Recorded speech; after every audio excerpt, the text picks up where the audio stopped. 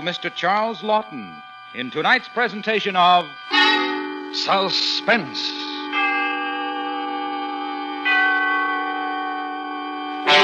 Tonight presents a story about a man whose name was synonymous with death.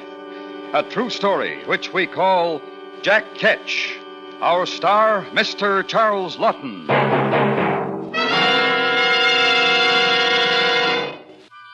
And now presents transcribed Jack Ketch, starring Mr. Charles Laughton, and hoping once again to keep you in suspense.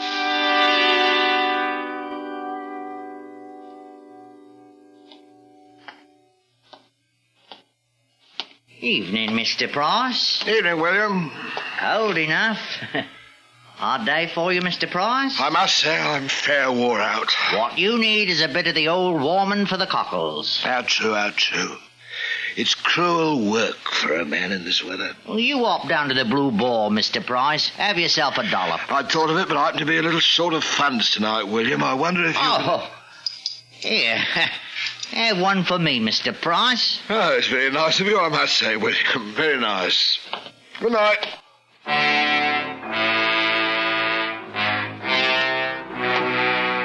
Nasty little rat, that William Hartley. Got to keep an eye on him. Hartley. What right's he got to look at me like that? I know what he's thinking. Get my job. Fat chance of it. I'll see him turned off first. God, I got a thirst. Shouldn't go home, I suppose. Bet he'll be grousing out of all Nick leather grass. I got my rights. Blue Ball for me. Evening, one and all. Evening.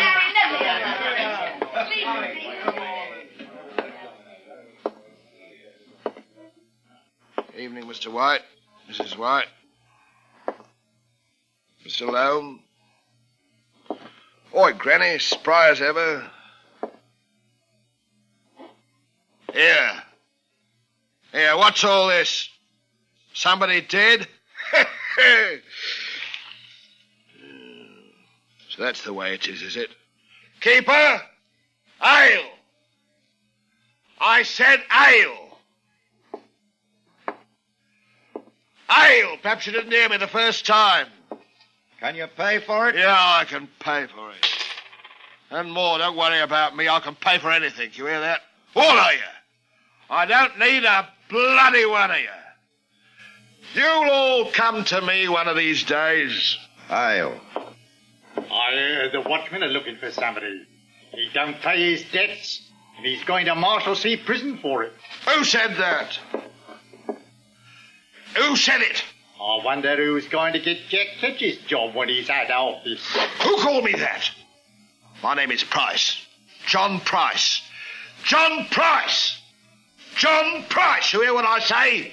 John Price. Oh, I have such an horrible pain in me throat, Mr. Ketch, dear. Do you have a cure? Got any old clothes for sale today, Mr. Ketch? Jack Ketch! Jack Ketch! Shut your faces, a lot of you. Stop, I'll do you a mischief. That's what you hear. You! Stop it! Here, that's enough. There'll be none of that in here. If you want your ale, come over to the table and drink it. Otherwise, out. Sorry I lost my temper. I'm sorry. I'm just very tired tonight. Accept my apologies, Keeper. I don't accept nothing from you except your money. I have to do that because I have to serve you. My charter says so. If any trouble from you, and out. That's a fact, and don't forget it.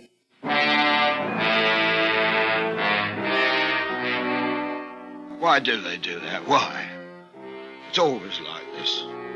Either they won't say a blinking word or behave in that awful way. Can't they understand? I'm just like anyone else. I do me job, same as anyone. It gets lonely, a man sitting by himself, swilling ale all by himself. Oh, I wish I had some money. I mean, some of the actual, not coppers. I'd have friends then, lots of them. What was it they were saying about the watchman looking for me? They can't do that. I'll pay the debts what I owe. If I could only get a good job or two. Why don't they let a man alone? Not fair.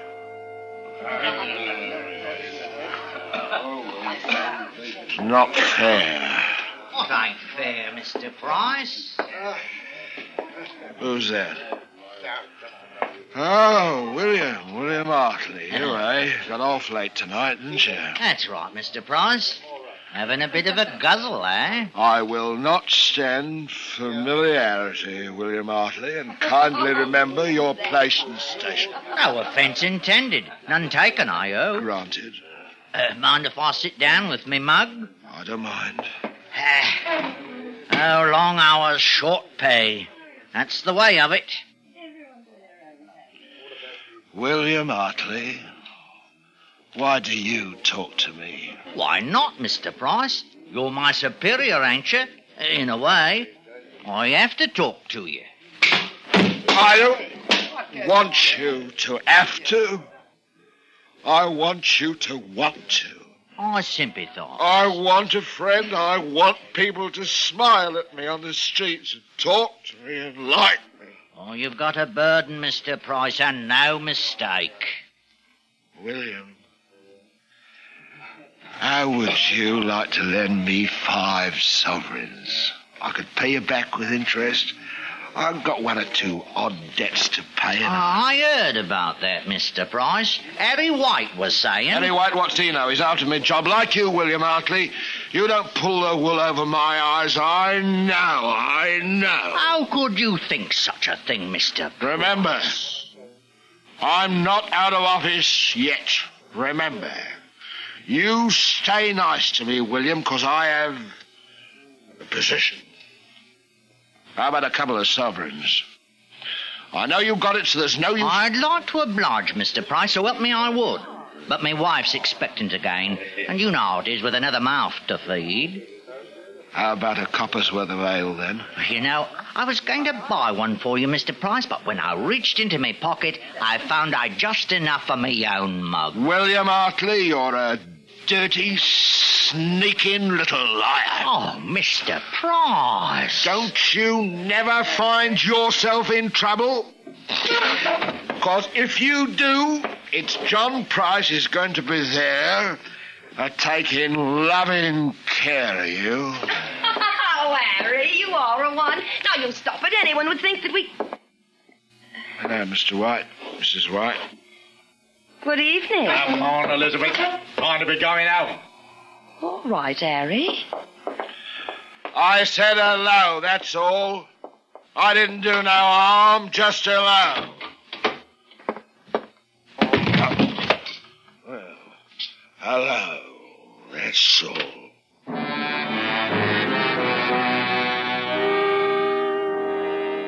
William Hartley, he come to the Blue Boar to laugh at me.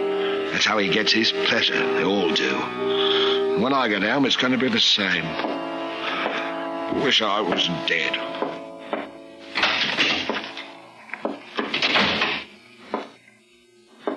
John Price, that you? Where you been? I had a piece of mutton on the table at 6 o'clock. Hello, Bet. How's the kid? Where you been? Why? I should have knowed. You been boozing at the Blue Boar. Spent every blessed penny. I was tired, Bet. I thought a sup would help. Sup? Sweetheart, we got a few shillings put by, haven't we? Oh, no, you don't. He's desperate, Bet, girl. They'll have me in debtor's prison. I had the talk tonight. Do you good. Don't say that, love. I only need it for a week or 2 at the most. I've got to raise every penny I can. That money's for me and the kid. You don't touch a farthing. I lose me job. Don't make me laugh. Your job. Call that a job? I'm ashamed. I'm ashamed to have people know my name. Now, Bet, I'm your husband. It's your duty to obey me. You give me what money you've got in the house, or I'm... Or what? What'll you do, Jack Ketch? Betty! What'll you do to Mrs. Jack Ketch? You murderer. Murderer! My husband? What's he do for an honest living? Why, he's a murderer. No. Mother, what does Daddy do? He's got a lovely job, Bet. Sonny. Didn't you know? Yes, dear old Dad turns people off for our bread. Here's Jack Ketch, the groom of the ladder, the public hangman. Hangman! I'll smash you!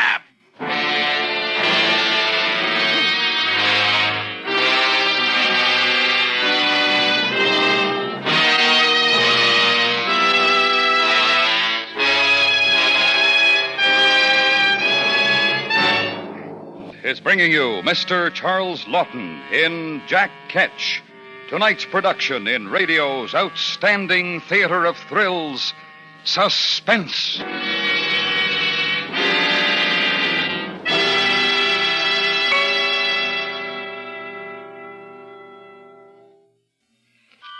And now brings back to our Hollywood soundstage Mr. Charles Laughton in Elliot Lewis's production of Jack Ketch, a tale well calculated to keep you in suspense.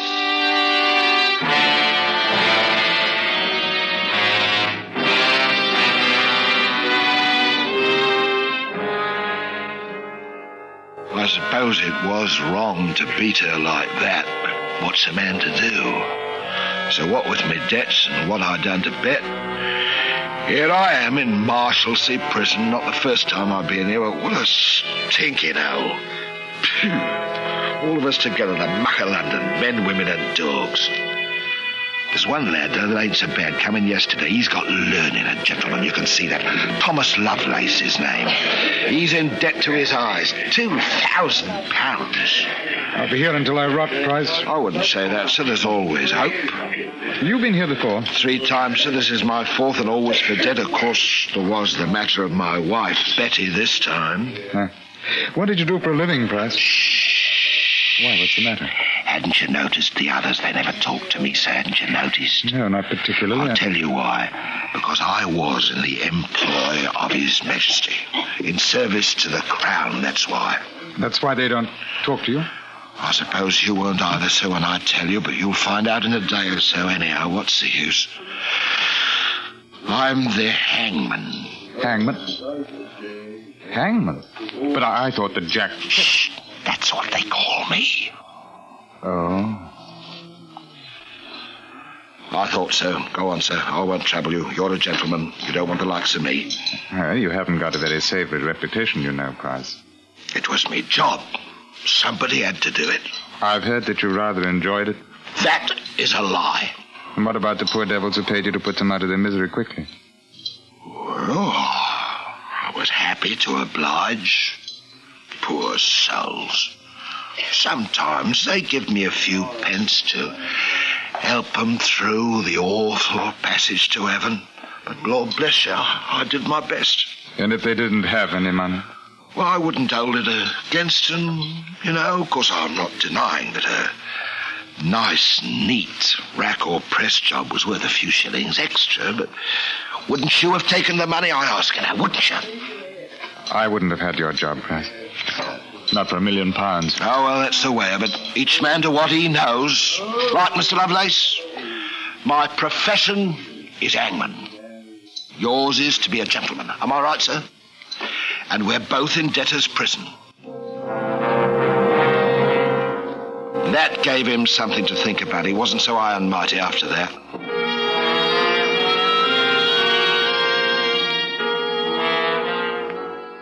He never had visitors, and I didn't neither. That is not till one day, 3 months after I first come here.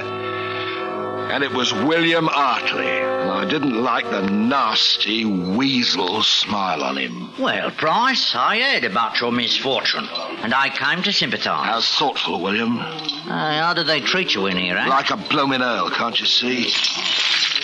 Ooh, nasty smell down here. Well, they haven't brought in the fresh roses yet. Ah, yes. What about your debts, Price? Any luck? Yeah. Well, it's only a matter of £5. William Hartley, you didn't you? You came here to help me? You're going to lend me the money? Have I misjudged you, William, my good friend? You haven't misjudged me, Price. I didn't come here to lend you anything. I came here to see you had your health and spirits, and I brought you a prayer book for your poor soul to feed on. Oh, bloody. Change your ways, Price. Change your ways before it's too late. I'll change the shape of your... I'll turn you off proper, Mr. William Hartley. Price, let him go. You hear me? Let him go. You'll get away from him. Stop it. Have you gone mad? You know what they'll do to you for this. I know. I've given it to others. You shouldn't have done that, Price. I won't forget. You'll pay for that.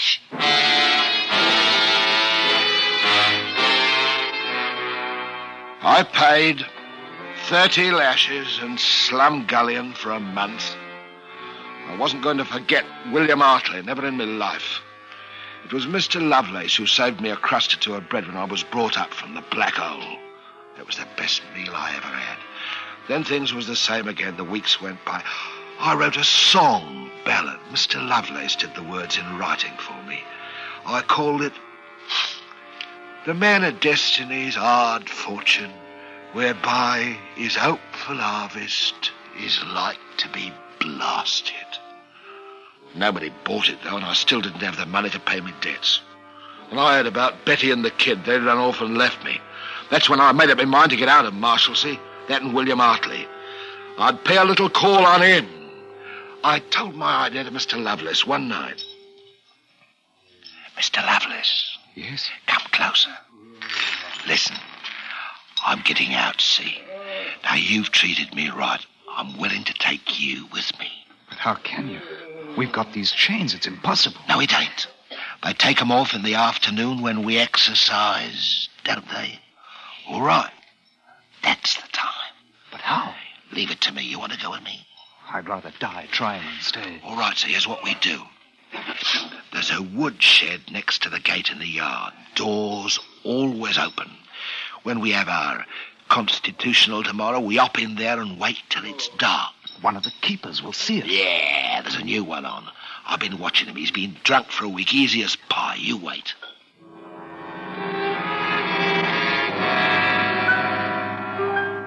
The next day we did it. Stayed hiding behind the wood until night. Felt funny without the chains on after so long. And about 10 o'clock we started out of the shed. I took a thick stick from the wood pile. Shh. Come on. The gate will be locked. Have to do a bit of climbing then, eh? All clear.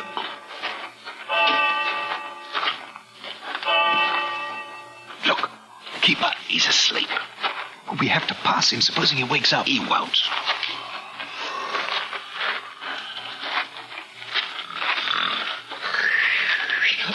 Look, you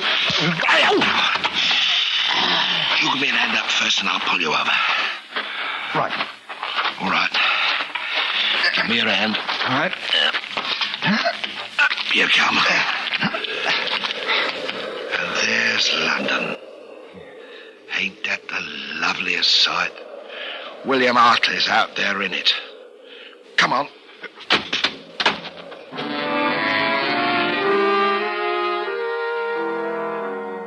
We stayed together until we were well out of sight of the prison. Then Mr. Lovelace said goodbye. I'll leave you here, Price. I can't thank you enough for helping me. We shan't meet again, I suppose, but I'll always remember you. Goodbye. And he went his way. A couple of minutes later, I found a broom maker going home from selling his wares, and after a short argument, I had 2 silver shillings in my pocket. I tossed for it. William Hartley now, or later. My first won. And that took me to the nearest alehouse in Bunhill Fields. Hartley would have to wait, but not for long. I was going to do him a mischief, pay the little scut back before the night was out.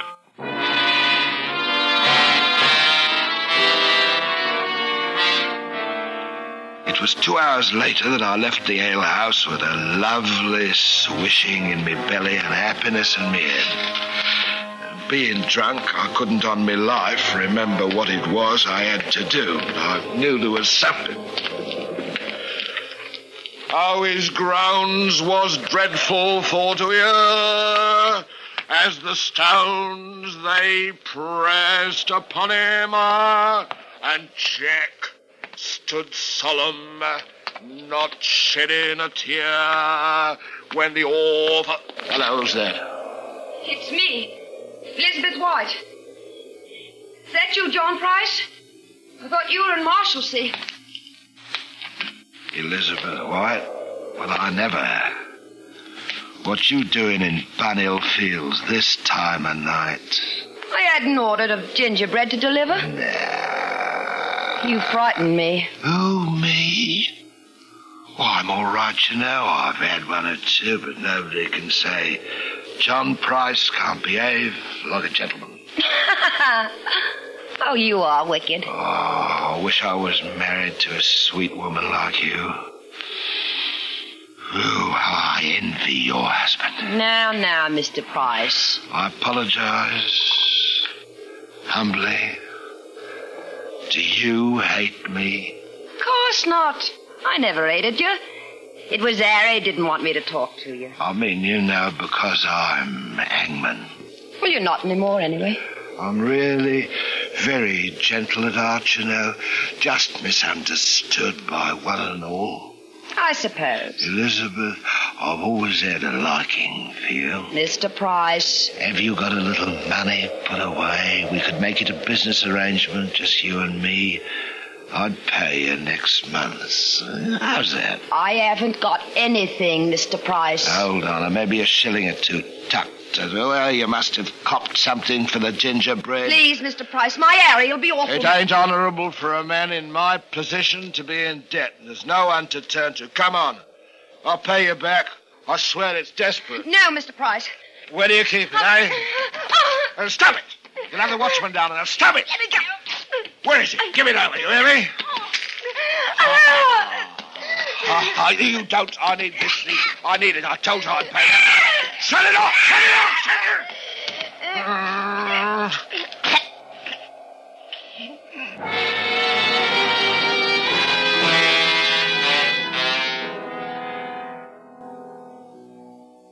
Well, here we are again. Newgate this time.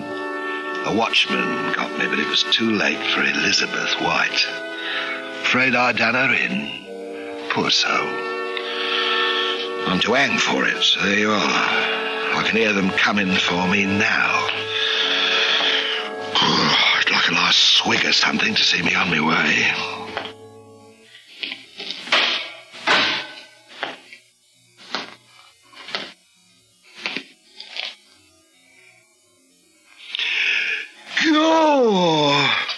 William Hartley. Are you ready, John Price? You nasty little winkle. You mean you're the hangman? I am. God blimey, I was coming back to turn you off, you maggoty worm, and I forgot it. You wouldn't be here now. I bear you no malice, John Price. Yeah, you won't make no hangman. Not for long, you won't. You wait. They'll start calling you Jack Ketch. You wait. It's me duty. I always knew that someday I'd find me calling to protect the people from such poor wretches as you. I have found it. Oh, blimey, I might have known it. Bar me too. Well, I haven't got a brass farthing for you, and me clothes won't fetch tuppence, so blast you. I don't want neither. It's me job, John Price. Turning you off is me job, and that's what I'm about to do. You've come to a wicked end, as I knew you would. Well, if I am going to nab the stifles, and it's William Hartley's going to do it, I'm better off dead. Here, William. You write something for me on the wall. I've got some charcoal. What? What do you want me to write? Here died John Price, public hangman of London. He was turned off upon that gallows which he had served so well in his day. God save the king in the year 1686.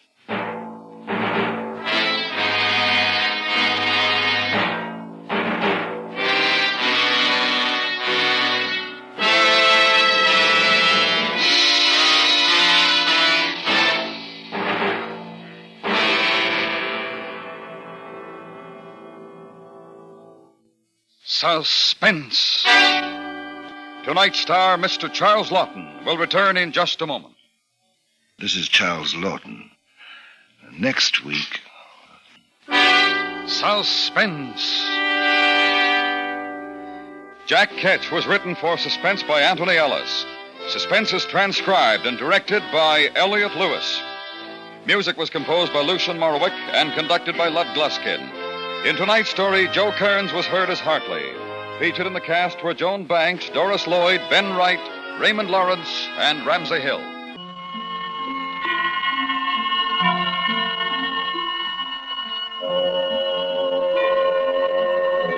This is the CBS Radio Network.